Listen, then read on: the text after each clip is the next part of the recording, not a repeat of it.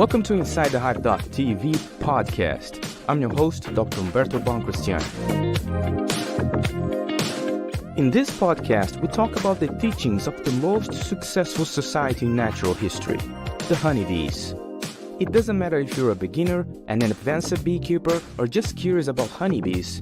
Here, you'll find great conversations to educate and entertain yourself about this wonderful insect. From honeybee biology to how to make money with honeybees, you won't miss anything here. Inside the Hive.tv podcast is brought to you by our fans on Patreon. On Patreon, you can access all episodes before anybody else and exclusive content, like behind-the-scenes videos, live streams, and more. If you want to learn more about honeybees and help me to make more content about honeybees to everybody, please visit patreon.com/InsideTheHiveTV and join our community. All right, everybody. It's good to be back. Please let me know in the chat room if everything is working and where you tuning in, where you tuning from. I want to know where you are. We have a lot of people from all over the world, and it's always good to know my people, the community. So today's episode is a special one to me because I'm going to have the pleasure for the first time to bring a friend of mine, Dr. Mohamed Alburaki. Dr. Mohamed, he is a research scientist, entomologist at the USDA ARS and in Beltsville, Maryland, very close where I live here in Maryland. And he just published a very interesting article about the current situation of the genetic diversity of honeybees in the United States that got my attention. And I said, well, this is a very important subject for all the beekeeping community. That's a good discussion to have live with Mohamed. So let me bring Mohamed so we can start this conversation. Mohamed, welcome to the show. How are you, my friend? Long time no see. Hi, Humber. Yeah, how are you doing? I'm good. So we have a lot of people here already, Mohamed, people from New Zealand, people from Connecticut, Atlanta, everywhere. So people are coming in, Maryland. Mohamed, I want to start this conversation actually talking about you a little bit, because you have a very interesting history with bees. And if you could share your trajectory, how you get where you are today studying bees, that would be great so people at home can know you a little bit better. Okay. Well, hi, everyone, and thank you very much for being online. Thank you, Humberto, for your nice invitation to present our part of our work on honeybees. So basically, just to give you a short summary, since this is really my first time on the podcast, is that my name is Mohamed Alburaki. Currently, I am a honeybee scientist at the Beltsville Bee Lab at the USDA, Maryland. Since 2019, I started with the USDA. Before that, I am from Syria originally, and I am a second generation beekeeper in my family. So I grew up in Syria. I was born in Syria. I grew up in France. And then I came back to Syria and I did my bachelor degree in agriculture sciences.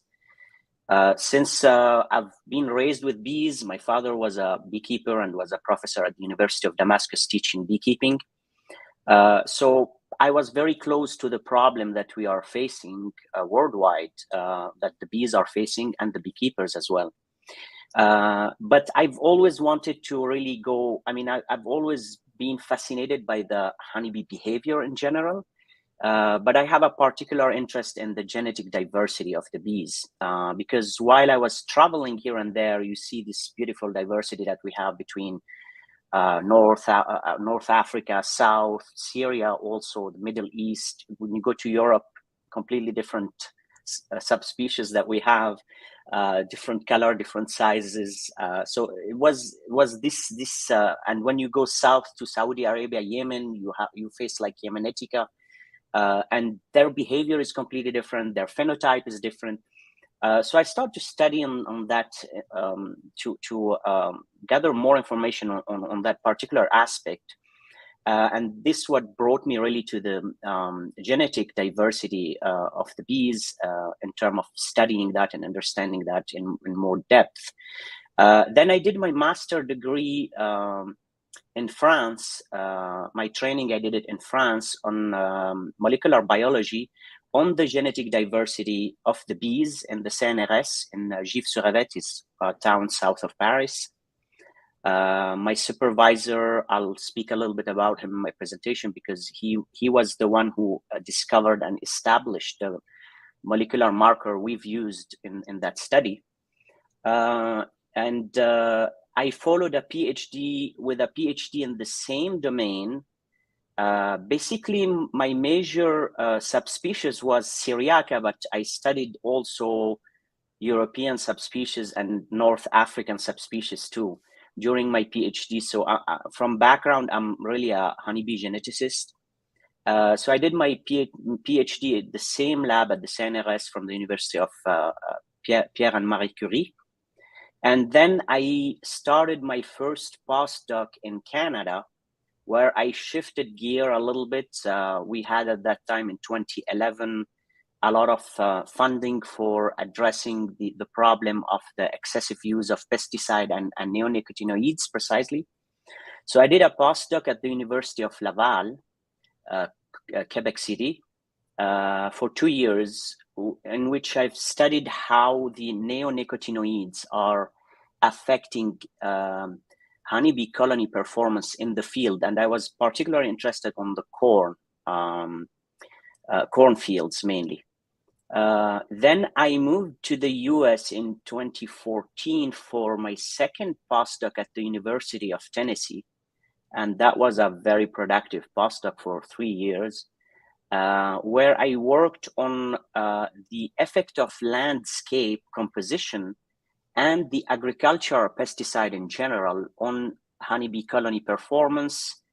And then finally, I moved for a short postdoc where I studied the effect of non-metal element and honeybee and the abiotic stressors, how they affect bees for a year and a half at the University of Southern Mississippi. And in 2019, I moved to the USDA and I joined the Beltsville lab.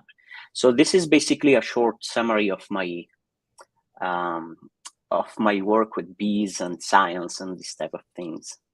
That's why I like your story, because you were able to see a lot of diversity in different bees, which is something that is not all of us have that opportunity to see bees all over the world.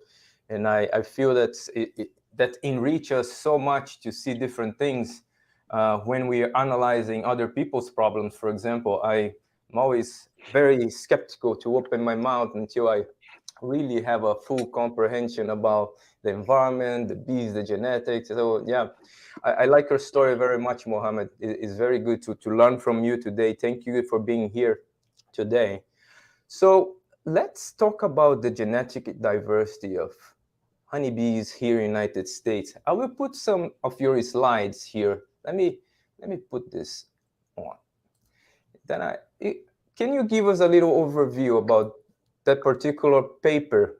And then we start a discussion and discuss what's the pros and cons, if there is any pros of that. At least that's in my opinion. I want to know yours. So can you give us an overview, please?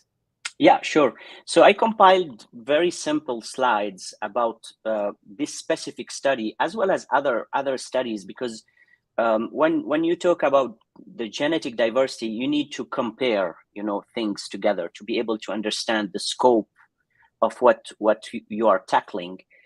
This is why I really put those simple slides together, and I think they would be, hopefully your audience also will agree with me, they will be very informative. We'll see at the end. Otherwise, they will curse us. But this is don't worry. to the audience. They have no filters. Don't worry. Don't worry about that. That's why Okay. I like live things. I like live things. No, there is no filters. There is no such thing. We don't want filters because we like to speak with beekeepers. We are, Yes. I mean, we are all beekeepers, and we like to, shake things to be able to get better and understand the novel technology we have in the field and apply that to our businesses. So basically, the major thing to understand when we talk about honeybees, usually we take our colonies for granted. When we go to the backyard, we open the bees, but I always try to emphasize on the fact that the bees in our boxes, in fact, they've evolved for 50 million years.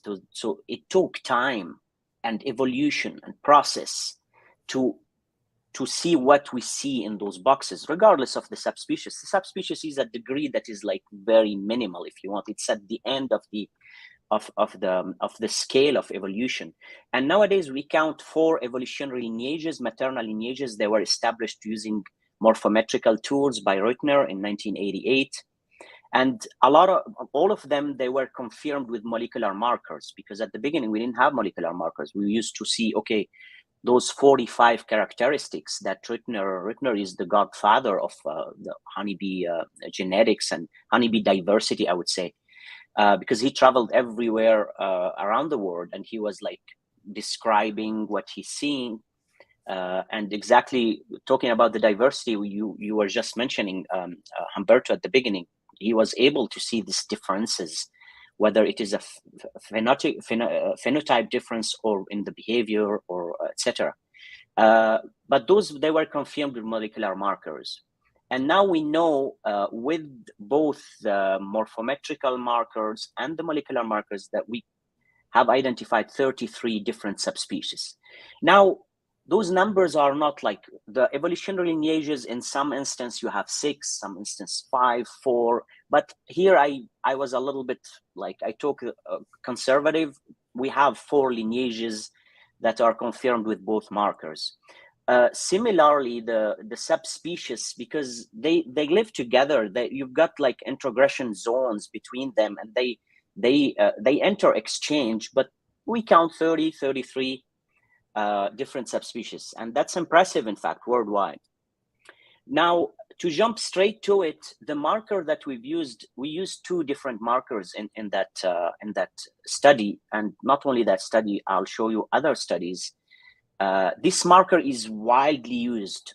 In 1993, this gentleman, who happened to be my PhD supervisor, Dr. Lionel Garnery, in fact, established that marker.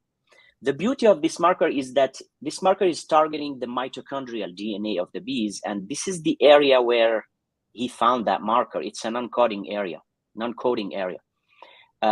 In our study, we used also a coding gene just to double confirm and double check our data to make sure that what we are seeing in that genetic area, which is non-coding here, is identical, or at least it's bringing us the same information that we have from the dehydrogenase subunit 2, or the ND2.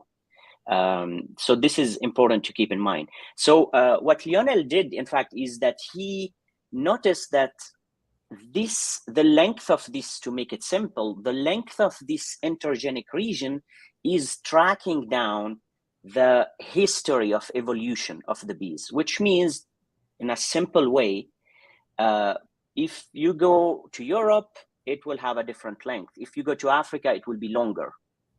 If you go to another area, you will have differences or insertion or deletions in that region.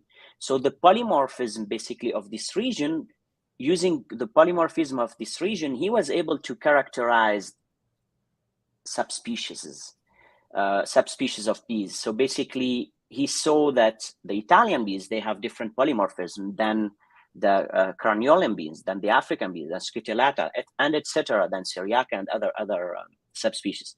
And this what rendered, in fact, this marker very powerful, because it's amazing to have a marker that is well determined, relatively easy to use, and can give you a decision whether this lineage or maternal lineage of these bees, the mother is mainly Italian origin or European or African, etc.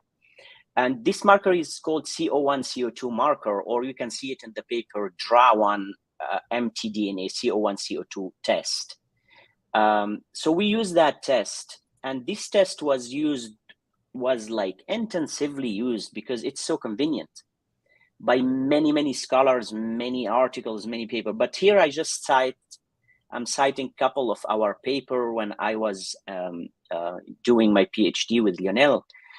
We worked on Syriaca, Meda, Carnica, just a couple subspecies, Ligustica, Mellifera, and Intermesa from North Europe, from Algeria precisely. We did also a study from, and many other people have used that marker. And this marker will allow you to determine something that we called haplotypes. So haplotypes is very interesting. This is the main topic of this presentation, in fact. But before that, just to give you some background to be able to compare our study with something, because when we talk about, okay, we have a low haplotype diversity, what does it mean? You need a comparison, you need a number, or you need an estimation. Here is a review that was done from France, that was done on the black honeybees, Apis mellifera, mellifera, in fact, in France. And the objective of that paper was to group all the previous data we had, because it was a nightmare. We had haplotypes on everywhere, many papers, but we don't have a comprehensive article that will give us the pattern, the polymorphism of those haplotypes, as well as their sequence. So Agnes conducted that paper. I co-authored it with her and other authors. But basically here is to put things into perspective. Look, in France, we identified 91 different haplotypes, mainly on the black honeybee, Apis mellifera, mellifera. So keep this in mind, like 95 haplotypes. When we talk about genetic diversity, we always have to look at this at the geographical map. Where are those 95 haplotypes located? In fact, in France, I remember they've sampled south, north, Montpellier, Marseille, going to the north. But the size of France, whole country, is smaller than the size of Texas as a state here in our country, in the US. And France, basically, according to what I've seen on Google, quickly I Googled it, France is the size of 2 Colorados in terms of geographical distance. So why this is important? This is because you need to compare apple with apple. So there we have like France, the size of, let's say, Texas, and we have there in that population 91 haplotypes on their native subspecies. Now, my study in Syria is the size of Washington state, much smaller, see? I identified on Syriaca, the natural area of repartition of Apis mellifera syriaca, a very, very beautiful subspecies and very well adapted to the climate in Syria, which is usually hot and dry in some area, and especially in the Palmyra Desert in this area. And it connects with the territory of Apis mellifera Meda. Meda is here, in fact, you see, while Syriaca is really covering the up to the Mediterranean Sea, and it goes down and it will merge with Lamarki in Egypt here. But basically, in the superficie of Syria, I've identified 27 haplotypes. Now, the geographical area of Syria is, as I said, the size of Washington state. Okay, so 27 haplotype here, there 91. Now, worldwide, what's going on? What do we have? We need to see what do we have in terms of different subspecies of the world. Now, in Europe, we count 13 different subspecies. I've just put the main one, you know. This is the M lineage. It's spread to France, Portugal, and Spain. And then you have in the Central Europe and East Europe, you've got the lineage C, or the North Mediterranean lineage. This is, we call it the West Mediterranean lineage. You've got the African continent. They have 11 different subspecies. And you've got the O lineage, the Oriental lineage, we have 9. And the question we ask ourselves, okay, what do we have in the US? So we know that we've been importing bees to the US for the last 300 years, 400 years, and we have like a pretty interesting record of what has been imported. But what we hear nowadays here in the US is that, okay, I've got Italian, I've got Carniolan bees, Russian, we have queen lines, VSH lines, and beekeepers will always claim most of the time, my bees are excellent, you know. But that is not really scientific material. We want to really know what is going on here in the US. And we had some studies before in 1993 to 2005. They were conducted on some small areas, especially during the Africanized area, the Africanized period of time, but in very particular states. So what we did in our study basically is that we, with the collaboration of the University of Maryland and Dr. Dennis van Engelsdorp, we've collected sample from the National Honeybee Survey, and we've collaborated with Dennis. So he provided us with this beautiful sampling from across states and across the US and some of the territories.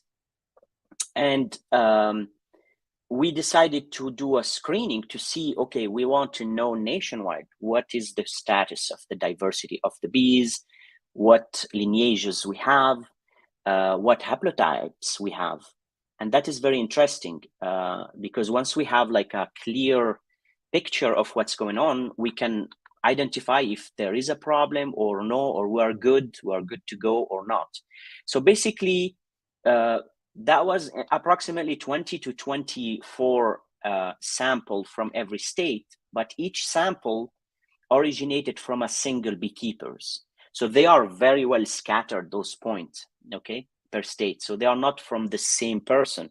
So they really represent, if we take South Dakota, for example, they mainly are 20 bees belonging to 21 different beekeepers. And this is what is very important for us, because we want to have our point scattered across the state as much as possible. Now, nothing is perfect. Sampling is under the law of the random sampling of statistical analysis, that usually you take a random sampling, the more your sampling is scattered, the better representation you will have. But we can always do better and better and have higher number of sample.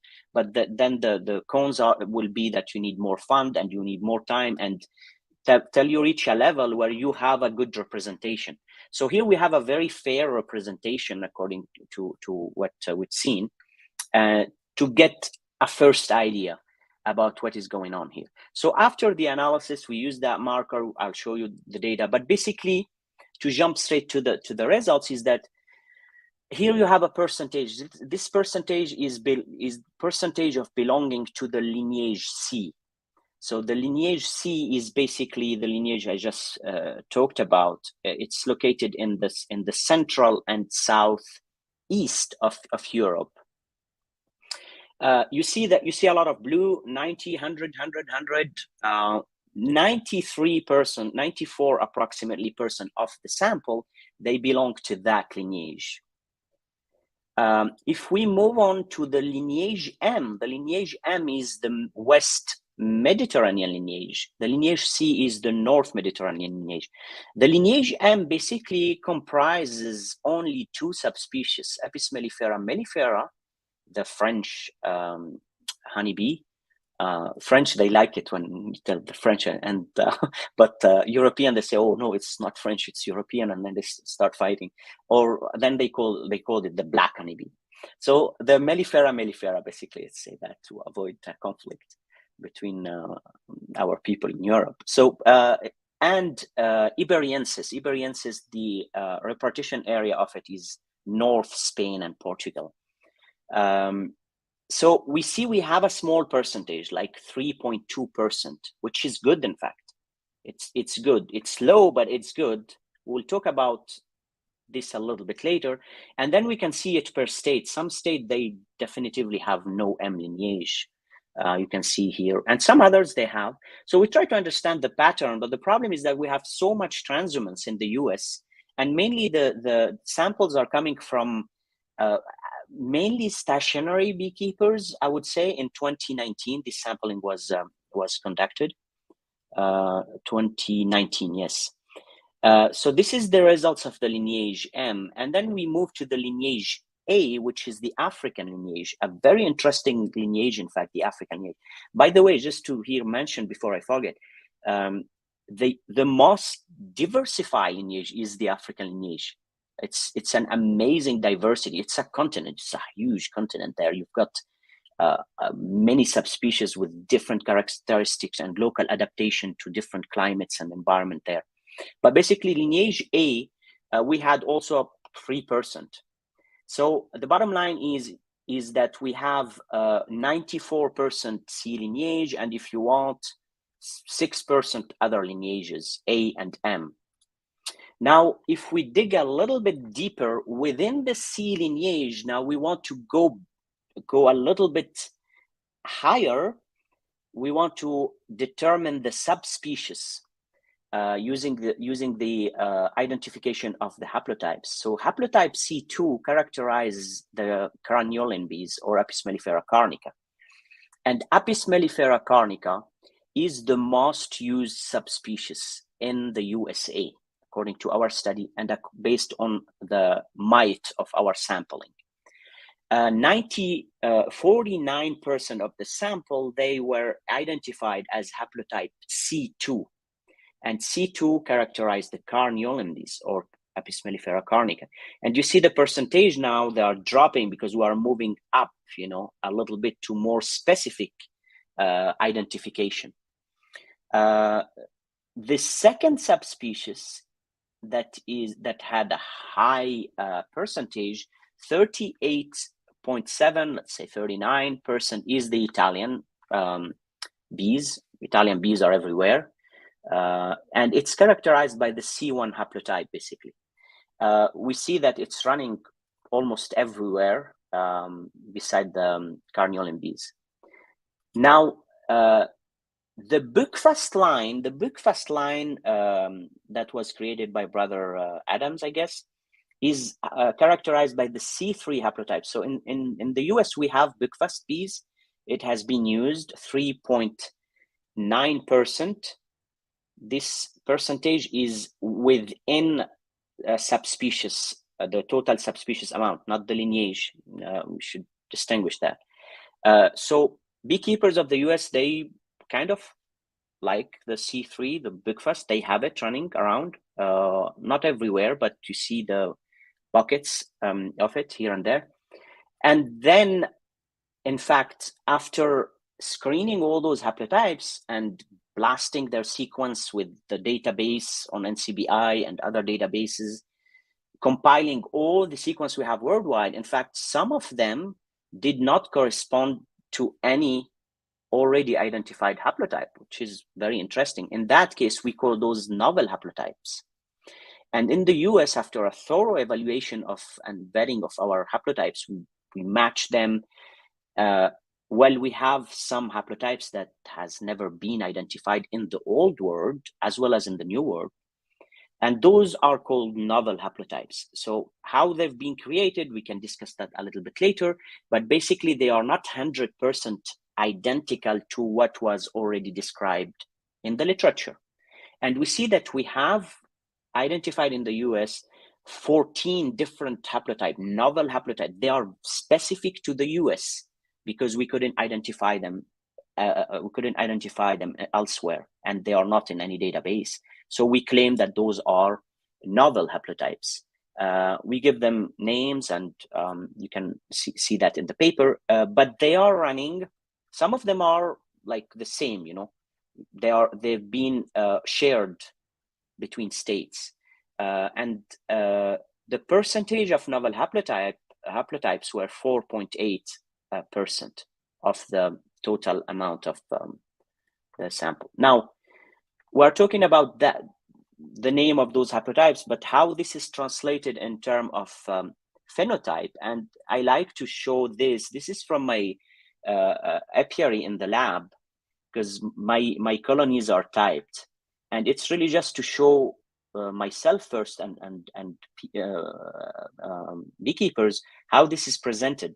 So when you look, we need to be careful because coloring and the tomentum, pilosity, all those aspects of cubical index and done by Rittner, you need to take those 45 characteristics and count all of them together to be able to conclude with a certain level of probability that this colony is Italian or this queen is Italian. Here also you see the same. This is C1. This is a colony that was typed C1. I just put this percentage of the US, but you can ignore that. But that's a C1 haplotype because I typed that colony. And it's just to really see what we can see in terms of color. See, the queen is really yellow in that case, but that's not like conclusive. We need to be careful. And then the bees are kind of yellowishy, and you see like this yellow color. The C2 haplotype, and we will go to the, if you want, sub-haplotype. This is a craniolan origin colony, basically, because it was typed C2J. I have some queen here. You see the difference in color, the queen, as well as the bees. And you see this mixing that we have in the US. Usually, when I was at least working in Syria and in Europe, you don't see that like classification of super sister. You have like a very different color in the bees, but it is definitively darker than the previous one, this colony. And then I have in my location 4 hives, and they are African haplotypes. This is a colony with carrying an African haplotype. So the mother is from African origin. Now the paternal heredity is completely different topic. You know how much this queen was introgressed with local drone. That's you need a different type of marker.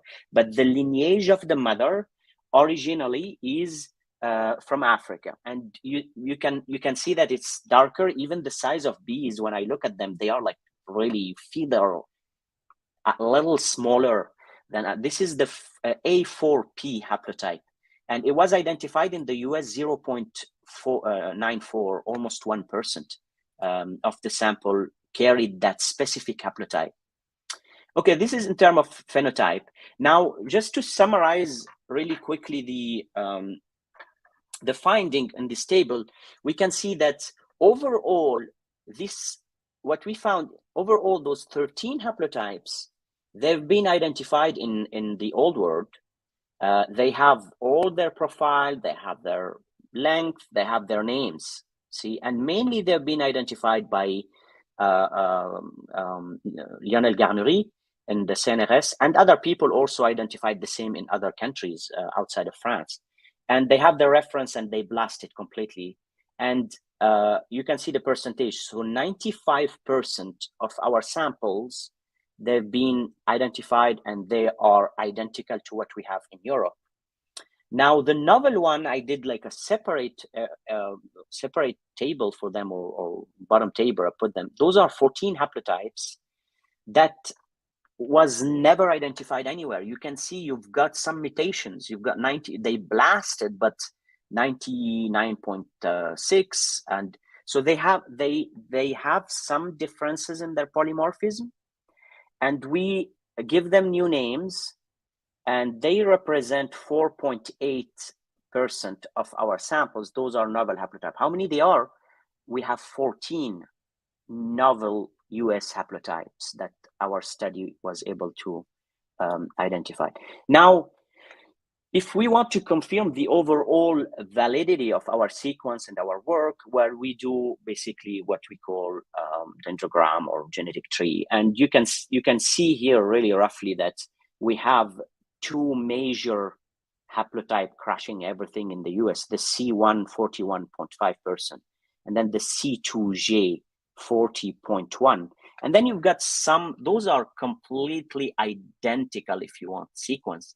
Then you have some differences at the end of the branch, where you see some variety of haplotypes within the North Mediterranean lineage. And to confirm this, we did the same thing with the sequence that we obtained from the coding gene. And you see also the same structure. Eventually, you will have some differences because this is the rate of evolution of coding gene is completely different than a non-coding area. Nonetheless, you still see this major 2 haplotype, which is the C1 and C2J in the sample of the US. Now, to go a little bit further to confirm that we rely on what haplotypes in the US, well, we conducted a network of haplotypes, and also to see what was present before, what is the ancestral haplotype. We see here the same finding is that the major population are expressed by the C2J and C1, and then you've got basically some C1, C2, C2I, C2D. Those are haplotypes from Europe, but they are really in minority.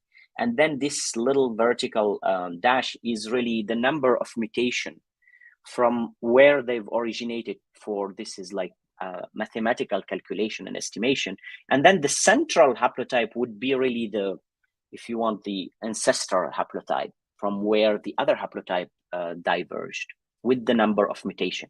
And if you look here at the edge, you see those are novel haplotypes. In fact, they are completely separated from the crowd, and they are by themselves, and they display some mutation. You see them, and they are here too. So those are very interesting haplotypes to focus on because they've evolved lately, in fact, according to the haplotype network. Now, this was for the C lineage. If we move to the M lineage, although, you know, we have just 3.2% M lineage, nonetheless, you know, I did this network to see, do we rely on what is the major haplotype that we have in the US? And you can see that in terms of the West Mediterranean lineage, we rely on the novel haplotype. They have the lion's share. See, those are novel haplotype with the USA at the end. And then the classic European haplotypes like M3 and M4, those are classic. They are in minority here. It's like the other way around, if you want. So beekeepers are like circulating more the haplotype that were born in the US or that mutated in the US or adjusted to the US environment or something like that, more than the classic haplotypes that were identified in the US. The African lineage, this is the network for the African lineage. It's also 3%. This is just to have an idea, really. The major classic haplotypes of Africa, the A1, A4, PE, they are in circulation basically within this 3% in our bee population in the US. The thing that here I want to mention is that the haplotypes of Africa, some of we don't really have a characterization. We can't link a haplotype to a specific subspecies, which is really challenging and annoying. But that is the case for some reason, is that I can't tell if the haplotype A1 is, for example, for unicolor or scutellata, because it was identified in both subspecies. So we need more study. We have very few studies coming out of Africa, the whole continent, in fact. This is why we can't attribute a specific haplotype to a specific subspecies. This is why we call them African haplotypes in general. Lately, I was collaborating with the University of Annaba in Algeria, and on Enter-Mesa, we found a lot of A1. But A1 also was described on scutellata. So this is the challenge. So there is no specificity in terms of haplotype for the African lineage.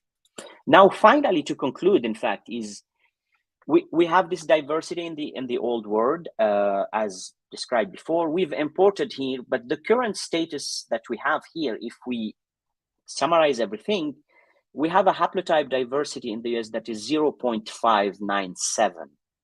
So it is like almost half, 50%. And then we heavily rely on 2 single haplotypes, as we've seen from the data. And those are the C1, the C2J. And the diversity we have in the old world is all what we have, because, I mean, diversity won't come from the sky, basically. The genetic pool, bees evolved in the old world. We don't have any reports of native bees from the US, native honeybees from the US. What we have here is what we've imported throughout the existence or 400 years since the 1600. So basically here, the estimation that we have, and according to what I've showed you, that on this subspecies here in Syriaca, we had identified 27 different haplotypes. Other scientists, they've shown here in Carnica that they've identified in the native land of Carnica, they've identified 13 different haplotypes: C1, C2I, C2J, C2D, etc. In the French subspecies, as we've seen, we counted and identified. Now there are more, but that was study of 2011 of Rochtret al. We really identified 90, 91, 92 different haplotypes, and so on, and especially in Africa we have. So if we estimate that the whole United States is 76% of our bees are characterized by 2 single haplotypes with haplotype diversity that is 0.5% only.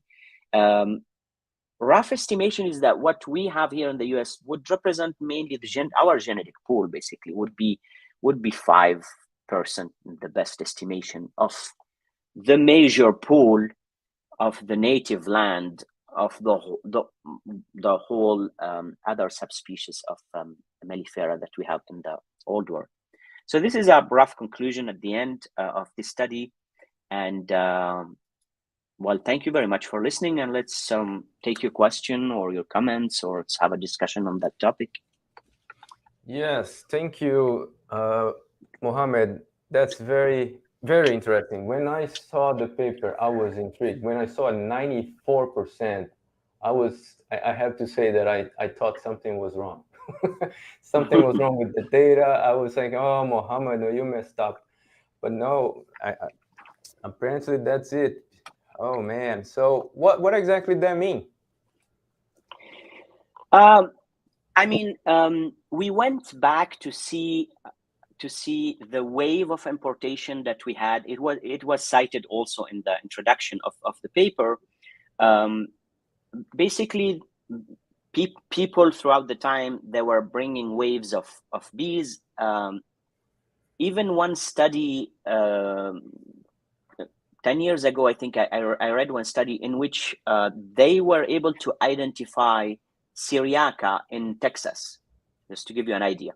I saw the paper and I said to myself, this is very interesting, because even normal people, what they were saying, oh, the weather of Texas, it's like kind of similar to Syria, and maybe that subspecies there, with the immigration, with the waves of immigrants too, they were bringing some from their mainland, basically, by like visual estimation. Oh, okay, this, our subspecies, the climate is the same. Maybe it can survive in this area. And identifying Syriaca in Texas was very interesting with that paper. I don't remember the author, but they had this Z haplotype. They mistakenly named the haplotype O, which we corrected that previously in our work, but it was the polymorphism and the pattern of the Syriaca. So Syriaca was identified in Texas, but the thing is, we couldn't really know how much we've imported. Now this study is telling us that during the waves that we had and the immigrants coming throughout the years, bees were imported to the country, and now we want to know how much we've imported and what type of diversity we have. And now we have a pretty fair answer of the diversity we have if we compare that with the Old World and what they have there, because bees evolved for millions of years in the territory of Africa and the Old World. And that's the point to really understand that this evolution lasted for a long time and has given birth to this beautiful diversity, adaptation, haplotype, ecotypes. And now it's changing, especially in Europe. I mean, in Africa, not too much, but in Europe, they are making some replacement to the native subspecies they have there. Regarding for the practical beekeeper, the guy that I try to help every week or so in the field, when I got the call and people ask for guidance, what is best, what is not. What do you think about that as for the beekeepers in the United States? Do you see this as an advantage that people based on the American way of beekeeping, and they end up with this, and these are a good bees for the environment and the systems that we have here? Or this could be a disadvantage, and maybe even explain the things that sometimes happen when you have little problems, they become bigger because there is no much diversity to basically fix the problem itself. I would like to know your thoughts on that, and then I will give you mine. Okay, so it is a common knowledge that in any population, you don't want to reach a genetic bottleneck or an inbreeding situation where you have a lack of diversity. Why? Simply, and everybody knows that, because simply you will have less ability to deal with the stressor, whether they're biotic stressor or abiotic stressors. So if you have a diverse genome,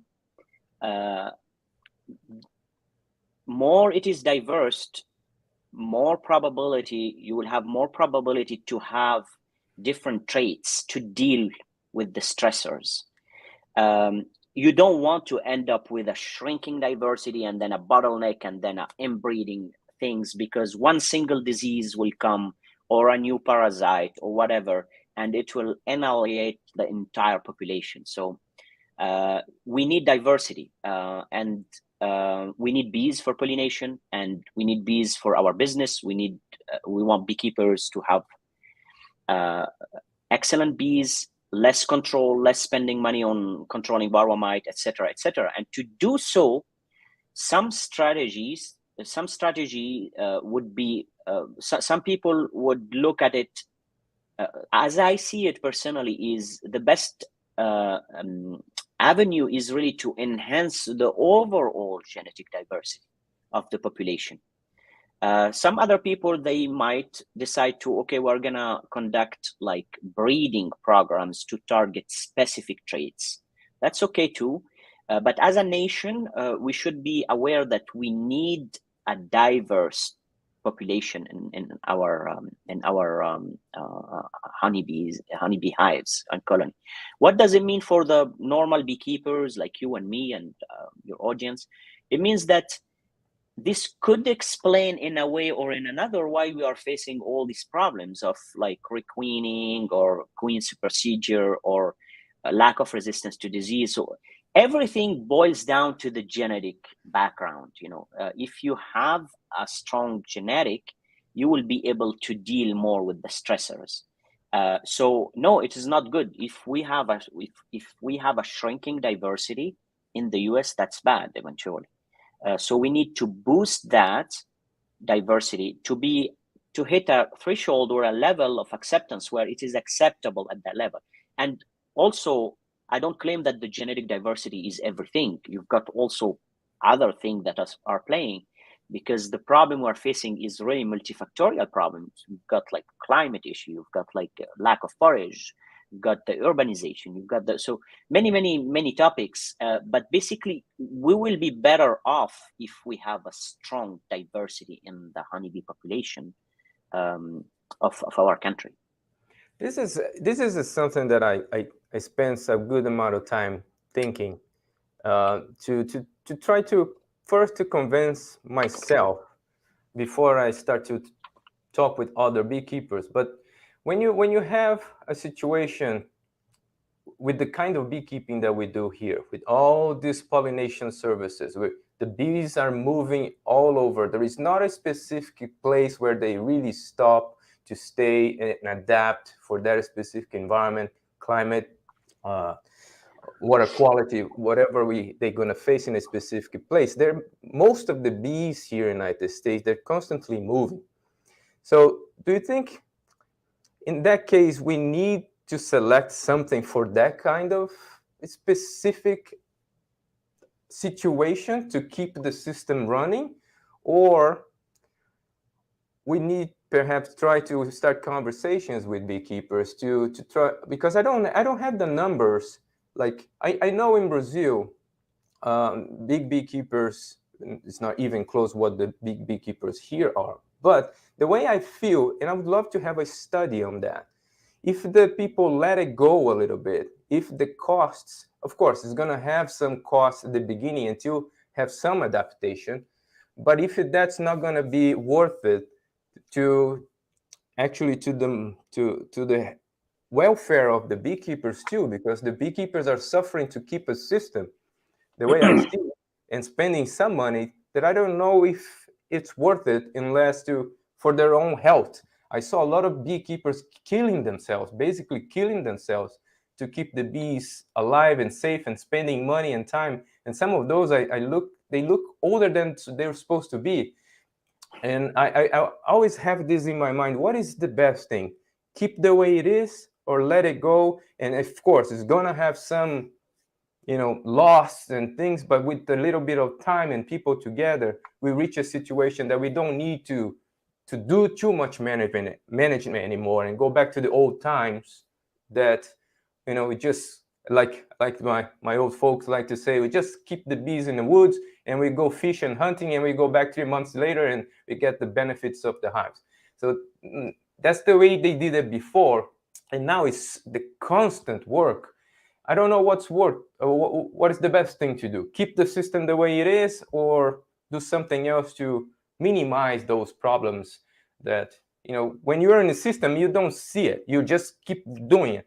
But you can't calculate the other problems that you have with your own health, the health of your family, or lack of vacation, or other not beekeeping related problems to your life. Thoughts on that? Yeah, so I mean, our way of beekeeping, if you compare it with other nations, it is different because we have our own way of beekeeping.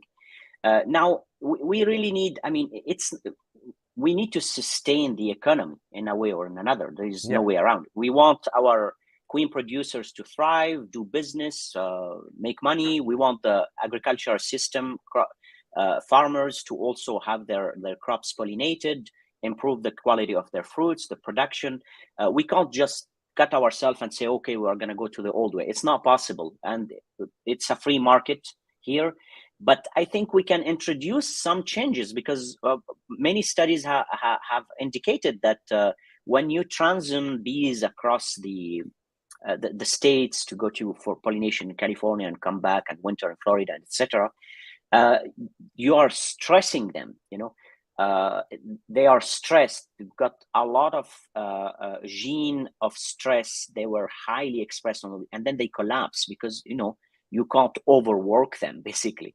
And beekeepers, they know that, but it's a matter of profitability. So if it is profitable for me and to make $300-400 or more per hive, I will do it, and then that's it. I will requeen or I'll produce some honey, and then I will just split again. And so I think we need a global, nationwide strategy that is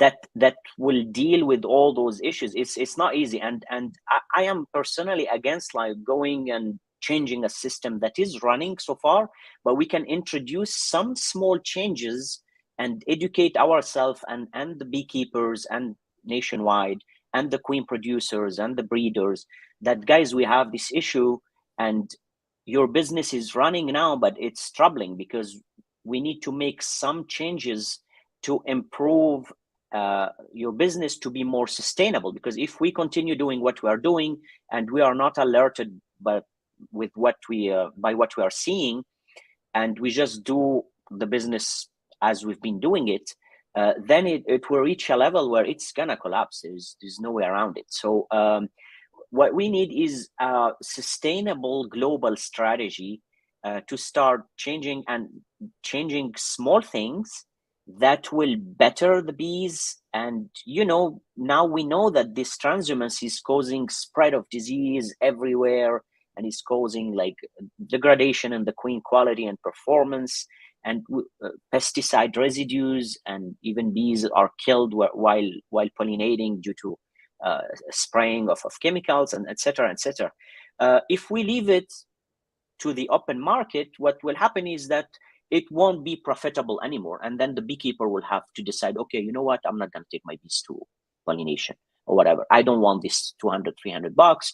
I'll change my mind and make honey where I am, or move within my state. So it would change. But I would prefer not to have like the event coming and imposing on us the decision that we need to take, but be proactive and really take ourselves precautious measurements to improve our beekeeping in general in the country. Yeah, I want to pick your brain about those new haplotypes, the US haplotypes. I would like to know your thoughts on that. Do you think this is a selection exactly for this situation we're talking about? We have more bees selected to be more resistant to stress, for example, for those trips? Or what do you think is this selection pressure to? Because when you look at the map, where are those locations where the most of those new haplotypes were found? There is anything specific, special about those? Yeah, this is a very interesting question, in fact, because I looked at it from that perspective. In fact, I couldn't find a link, but there are a couple haplotypes. I mean, since they are in really minority, they represent, I think, was it 3% of the whole?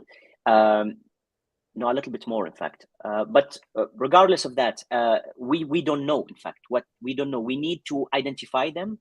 We need to, because we receive dead samples. We can't track them to a colony alive, you know. And this is one aspect that would be very interesting. We don't know if they have mutated definitively.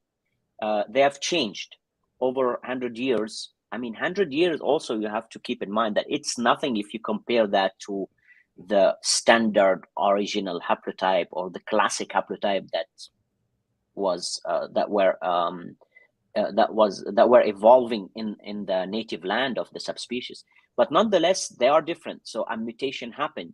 We don't know if this mutation has a meaning, evolutionary meaning, or not. This is to be studied, in fact. Because the notion of haplotype is different than the notion of ecotype, you know. So we need to really separate these two things. But this is to be determined and localize those haplotype, and then study the performance of those colony and what would differ between this haplotype and another haplotype. Currently, in my lab, we are doing a study to determine it's an ethnoecological study to determine what is the difference in terms of behavior between a C2J and C2I, or an African haplotype. How the queen are behaving, what is the main difference under the similar climate where they are in the same apiary, how they differ, you know, in how they manage the colony, how they manage the honey storage, when they kick off laying eggs, when the queen will stop. All those things, they need to be applied to those novel haplotypes, in fact. So I don't know, in fact, and that's a very critical and crucial question, in fact, that we need to pursue, hopefully. The other thing that I always think when I see those new variants, the new haplotypes, if there is any study or even comparing those haplotypes that we know regarding resistance to different diseases, there is any lab studies or virus infection injections on those bees and see who replicate more or less, or who is more resistant or less? So yeah, that's very interesting too. But I just want to mention something that I just remembered. One of the novel haplotype was circulating everywhere, like in many states. In fact, it was like the most common one, was everywhere, which will lead you to understand that this haplotype was carried by queen producers somewhere. And now we are working with our brilliant queen producers across the nation. We are doing the same study, but within their operations. And through the University of Maryland too, we've agreed on conducting the same study to help them out with their business and work, you know, and to see if, because the study was conducted on sample from beekeepers. Now we want those big queen producers, 13 or 14 that we have in the US, we want to see if their stock has the same diversity or maybe better than what beekeepers, normal beekeepers have in the US. But one of the interesting haplotypes that I tracked down, the new one, it was like circulating in 7, 8 states. Some others, they are state specific. So those, the ones circulating, most probably they were within the operation of some queen producers. And usually queen producers, when they don't like a colony, they're not going to breed from it, you know. So maybe they have very nice characteristics, whether broad production or resistance to varroa, or but we need a study with that. Now we have some studies, not in terms of haplotypes, but in terms of Italian bees versus Russian bees, Italian bees versus Carniolan bees. So these major bees, subspecies, we have some extensive study on their performance. Like we know, for example, the Italian bees, which is the C1 in our case, they start like crazy laying eggs at the beginning of the season, and they winter on huge population. And in fact, what happened in my apiary last 2 weeks ago, one entire population of C1 haplotype perished. You know why? Because very early in the springtime, the queen started laying eggs like crazy, and I had brood everywhere, and rain came outside. They exhausted the storage of honey, and the queen was continuously, and I was observing, and the queen was continuously laying eggs, and then they collapsed because the flora was not sustaining them. But they couldn't find a signal or something that, oh, we need to stop laying eggs because we need to feed those new baby bees, you know, somewhere or another, and feed ourselves, the forager. So the queen was thinking that, yeah, okay, it's the springtime. And then in Maryland, sometimes we have like bumps where you don't have flower anymore for a couple of weeks, or you have like rain coming. And then the two colonies, in fact, with the same symptom, they collapsed, they died inside of the colony with maybe 5, 6 capped brood frames, like entirely. It was like very sad to see. But this is an indication of lack of adaptation, where there is, I don't know exactly how we need to understand this phenomenon, but I've seen some very well adapted haplotypes in the French, in mellifera in France, where they can slow down when they have like a signal that, you know what, it's rain outside for a long time, or there's no more flower, or so there is a balance with nature, and you want to find this balance between where to go and how quick we need to go in terms of queen laying eggs and the bee to the colony to expand. And this is very crucial, in fact. So those haplotypes, they might be, we have studies on subspecies and performance of subspecies, and some behavioral study on the biological development of the colony. But here we're talking about more specific things. If you want to compare, Carnica has many haplotypes, 13, 14 haplotypes. We don't know the difference between those C2I, C2J, how they differ. They are both characterized as Carnica, but it's like if you want a subspecies, you know. So we need to study this aspect. Yeah, that's quite interesting. The main examples of success that I see in the field, and again, I don't have hard numbers on that, it's just observation in the field, myself talking and visiting many people, is the beekeepers that are more successful here in the United States. And we need to define success. Success to me is have a sustainable business model that keep them healthy too. It's not only about profit. So my definition of success is to have a beekeeping operation that you have control over, more control over, so you can feel you can control your life better too. The beekeepers that I see that way are two main characteristics: local selection and avoid California pollination. These are the people that I see even retiring early in their 40s, very successful. They're able, I made enough money with my bees. I can retire now. They sell the operation and things like that. I saw a couple of examples, and that was the pattern that I saw. Local selection, and avoid California. That's it. Yeah, a lot of things outside happening in the world. Mohamed, let's take some questions. Let's see what the people are saying here. Guys, if you're listening, now is the time to write some questions. So let me see if we can get some questions here so we can continue this discussion. All right.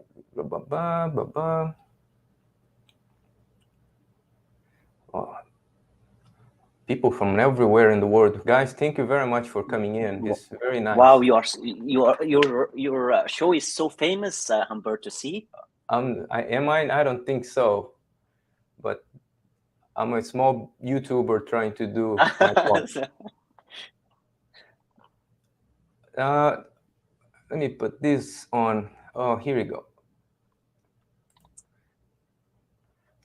How is it possible to measure bugfast lineage since there really is no such thing? So we need to define that. Bugfast hasn't been evolving for 50 million years. What do you get from this question? Yeah, that's a very interesting comment. Yeah. In fact, the bugfast lineage, what happened is how it has been characterized with the C3 haplotype is that the lab where I did my PhD, in fact, the previous people working, they were in touch with the Brother Adams in UK, I think. And when they were breeding the bugfast, they took from them a bunch of bees that they considered the hybrid, and they typed them using that test. And in all those samples that they received, they've seen a single mutation on the population produced by Brother Adams, which he considered to be the bugfast. And that single mutation it's a really single mutation. You see it in the polymorphism. It changed the pattern, and then with further analysis in the future from other populations sold by those people elsewhere, they also saw the same pattern, and the lab identified and characterized the bugfast with the C3 haplotype with a very distinct pattern, and it was also confirmed with other studies. So whenever you see a C3 haplotype, this one is most of the time originally from a bugfast line. Now, another quick answer too to the other part of the question: bugfast hasn't been evolved for 50 million years. Those new haplotypes we have in the US, they haven't evolved 50 million years. They've evolved 400 years, maybe less. So we don't know when a mutation will happen and change the polymorphism of this specific marker. But this marker is very flexible, in fact, and it can trace the evolution maybe on 100 years or less or more. I don't know exactly, but the novel haplotypes in the US is a very good analogy between the bugfast having a specific polymorphism with that marker and the novel haplotype identified in the US. Interesting. Yeah, I don't know much about that, so I was curious to see your response for that. Okay, let's continue here. No Scutellato in California. Did you see any? So California, let me see. I can go back quickly to the map and see. The thing I explained is I'm looking just at the lineage.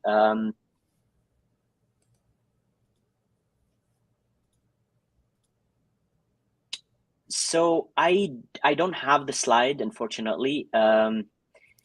I don't remember. In fact, I need to go back to the original paper. But yeah, I don't have them here per state though. from memory, I don't think we have any African lineage. We don't know if it is Scutellata or not, by the way. We can't determine that. Yeah, that's a good point. It's just African lineage. So we, from memory, because we had a higher number of samples from California. California, we had like 30 something. If I go back to the map, sorry, that one. Yeah, we had 37 samples from California, but I don't really remember if we had some African lineage in California. All right. Brian is asking, any advantage using Russian bees?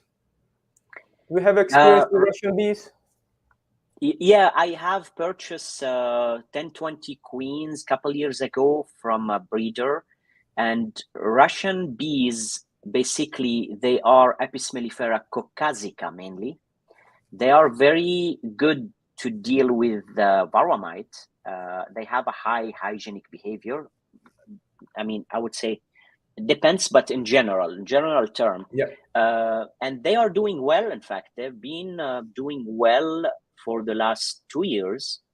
Now there is some, so it's good to have caucasica, and it's if they are more resistant, they have a higher hygienic behavior to deal with varroa mite, and you feel that they are well adapted to where you are, because in the US we have a very different climates from one state to another.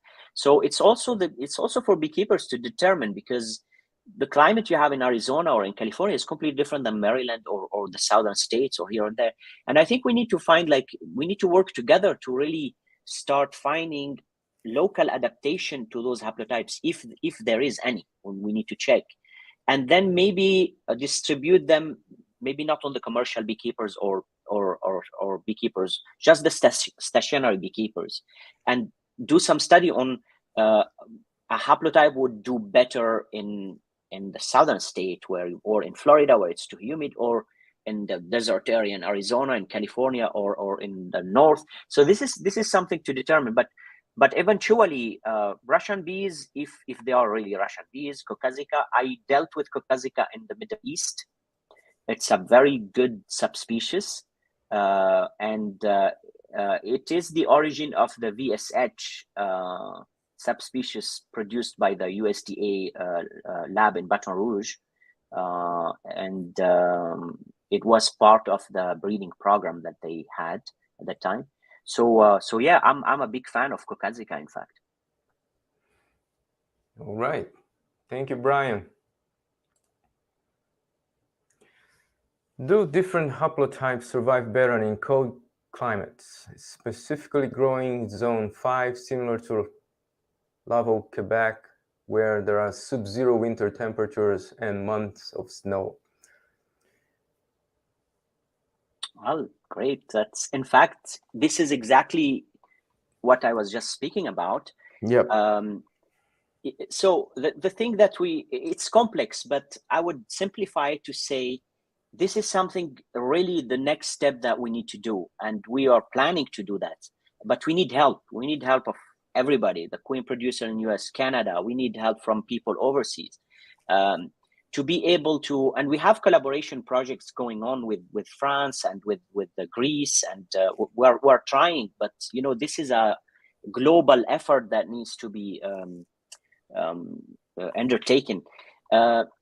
So the point is, I'll give you a very, very straightforward example. If you look at the subspecies mellifera, if in the northern part of France, I remember seeing the black honeybee surviving very well in the forest area in the conservation center that my PhD supervisor established there, and I was helping him in that effort. They were surviving extremely well, and in condition where you've got snow for a long time, the weather is completely different.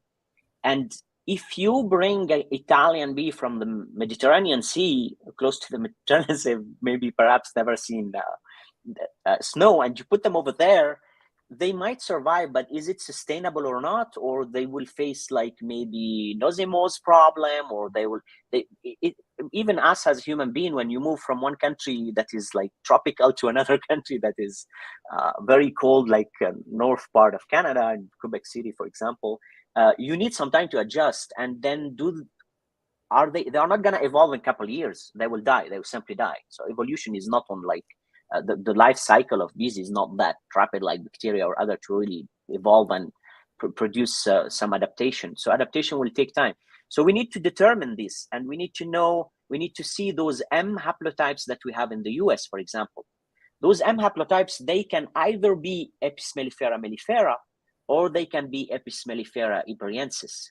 There is no way around it. You just have these two subspecies. And those, maybe they've been there because the beekeepers judged that, oh, you know what, this colony is very good. It's doing very well in the cold. But nothing is written, nothing is proven scientifically. So we need to address that question. And that is the challenge. And hopefully we'll be able to work on that soon, where we can determine that, this type of haplotypes or this type of lineage, at least, forget about haplotypes, even lineage, this lineage would do better in the northern part of the US. African haplotypes will do better in Arizona and California and Texas, for example, and so on and so forth. That is how I see it from an ecological perspective. Fair enough. Mohamed, do you know anything about the Canadians' situation regarding diversity? There is any study that you know? So I did some preliminary data when I was in Canada doing my postdoc, and I remember it was on a small sampling size. In fact, I remember that I was able to identify couple M haplotypes, which is Iberiensis and Mellifera, and then the rest was mainly Italian. I think that the sampling was 25, coming from mainly Quebec City area. But in terms of using that specific marker that we've used, I haven't seen a similar study to really, and Canada is different than the US, so beekeeping activity is really located in the big areas. The rest is, I don't know what they have in the other geography, huge geography of Canada. But then you can study the history. You can see the wave of importation, what people were bringing, and then maybe Canadian can do similar study in Canada. But I would say, and they're importing a lot of queens from the US, so I would say they would have something similar, to what we have in the US. That's just like my guess, if you want. Yeah, we're gonna touch a very controversial topic here, but beekeepers, they're transferring things all the time without any permission, and we never know what we have. Which is exactly what Laura is asking here in a different way. Are there any plans for research studies to introduce new phenohalotypes in the US? Do you know anything on that direction, Mohamed? So introduction is very complicated subject, right? Yeah. So I know that University Dr. Steve Shepard has been importing drone semen from Europe, from different, and doing a cryopreservation program running at the University of Washington State. I know that. I know a couple labs of the federal government, they have a specific authorization for research purpose to import, for testing, to import bees from overseas. So those are very minor importations, just for scientific purpose, I would say. The other thing is, what we can do here in the US is, in fact, start already with the new things we have and locate them and see where they are, and then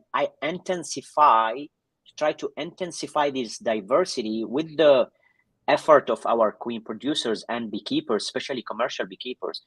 intensify this diversity in a similar location to enhance the genetic diversity within the DCA. So if we do that, we have a potential of creating a global enhancement of the diversity within a couple apiaries, and from there we can start. But now the problem is that our diversity is so diluted, if you want. It's diluted over the map. This is also an issue that we are facing. You know, which brings the, I think you already touched base on that with this question. So how people can help with the diversity? So within our setup, our way of beekeeping in the US, what we need, in fact, in my opinion, we need to work closely with our queen producers first. We need to see their stock and try to help them to enhance their diversity with scientific data, you know, to see what they have first. And then since they are mainly providing the queens to a lot of beekeepers across the nation, and then do as Humberto said, you know, I do my own selection in my apiary, and we all do that, in fact, in a way or another. Oh, this colony is good, I'm gonna keep it, I'm gonna raise queen from that one, and this one is producing more honey, this one is not, has a high low or high load of varroa. So all beekeepers, they do their own selection in a way, so continue doing that because this is very good. But at the end of the day, we need to see with the queen producers where we can help introducing some changes in, as I explained, condensing this diversity and spreading those rare haplotypes. The rare haplotypes are very interesting, but locating them would be a nightmare. That's the thing, because it's now, if you go back to, we know the names of, I don't know them personally, but University of Maryland, they know the names of those beekeepers. They can go back, but they go back, oh, okay, this colony died, for example, from 2019 or whatever. So we need like ongoing programs of selection and diffusion of those haplotypes, and then condensing the diversity we have in the US and having more local diversity to improve the DCAs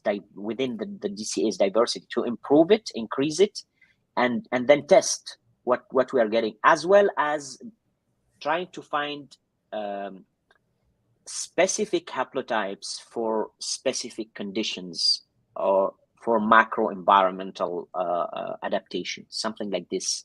That would help greatly. Fair enough. Mohamed, what do you think the importation of the Russian bees have any impact on that in your data in the population here? So I can stream was covered by what impact on diversity. So I don't. So I don't know about USDA Russian importation. I know that the USDA has produced through a breeding program the VSH line.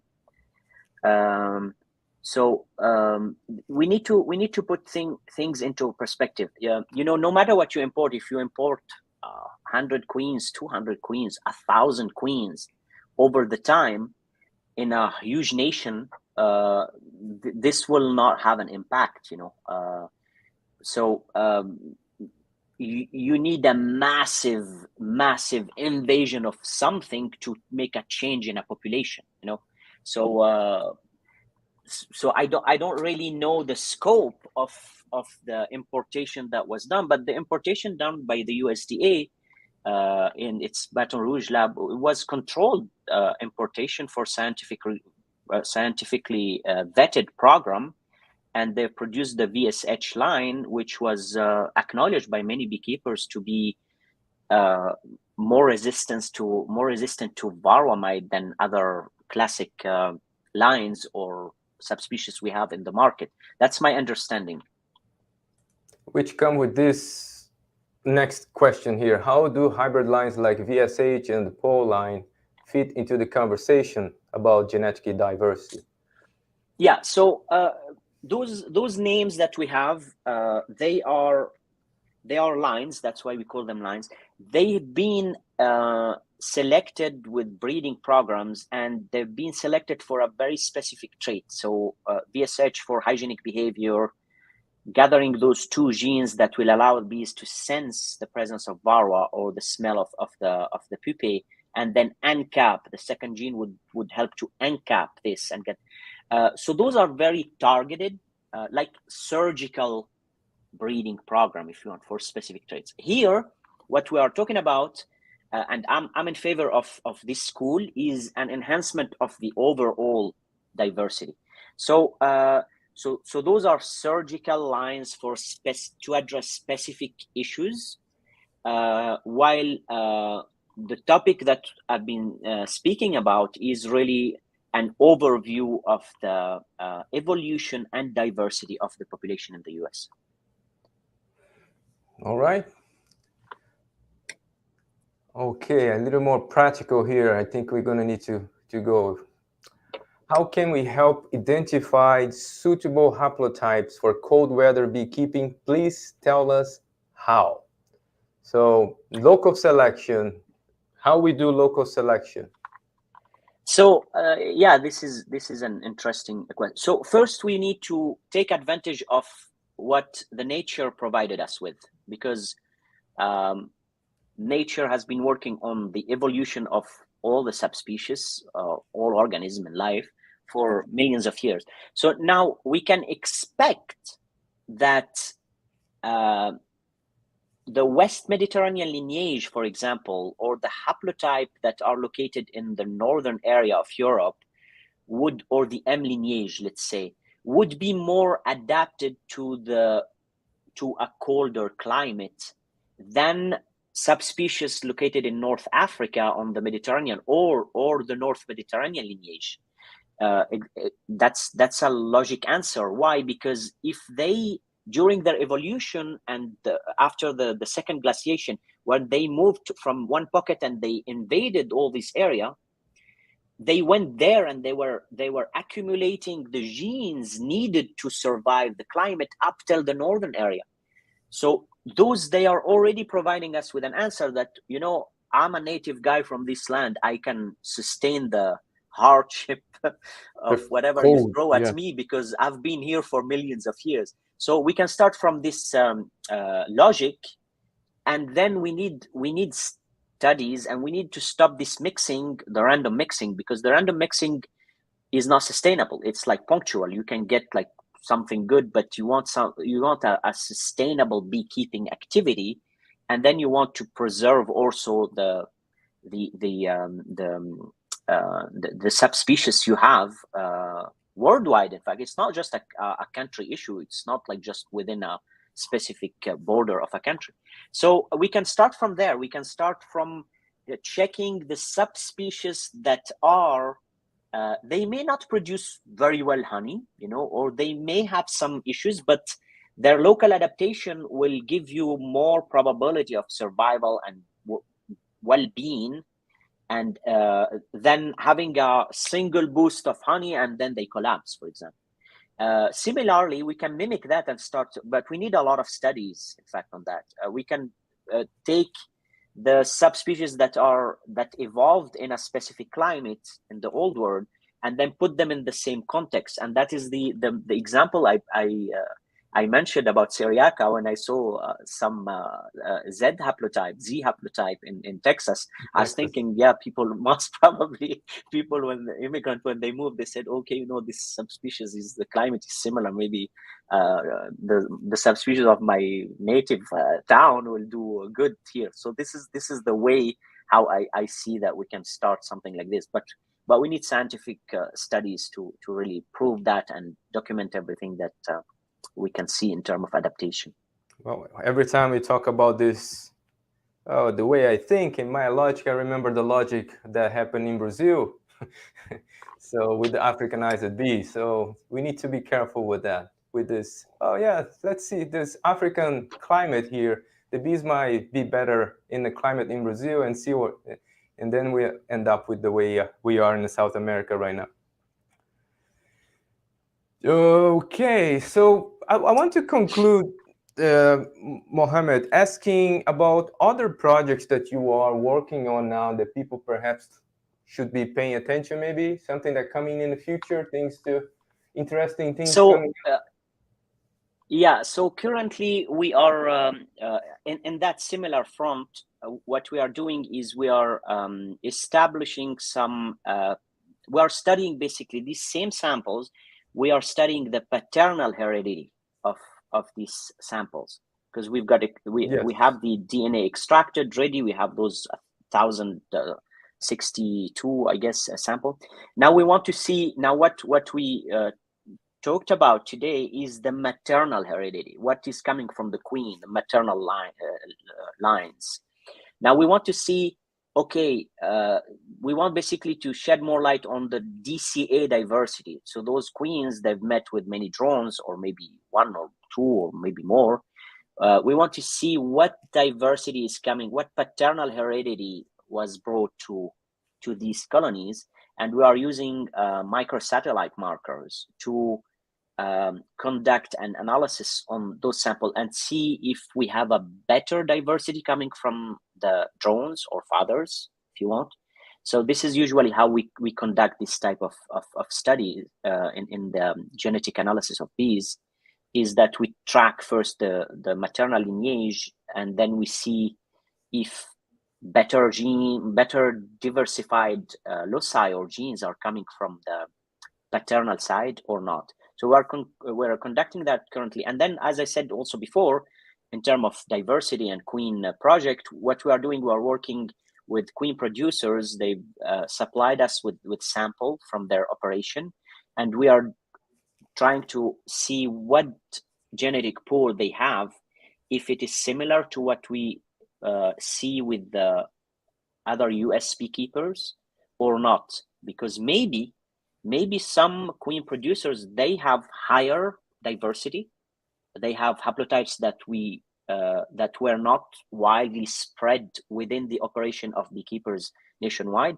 and those will help to identify those queen producers and help them boost their diversity and their business as well. So those two aspects on queen lines and diversity we're working on currently in my lab. Interesting. Lots of good things coming from Beltsville lab in Maryland. Close here, my first bee lab that I worked. Yeah, I miss that place. Mohamed, I want to thank you very much for your time here today with us. I definitely learned a lot today, and I'm looking forward to see more good things coming from your lab. I always learn a lot with you.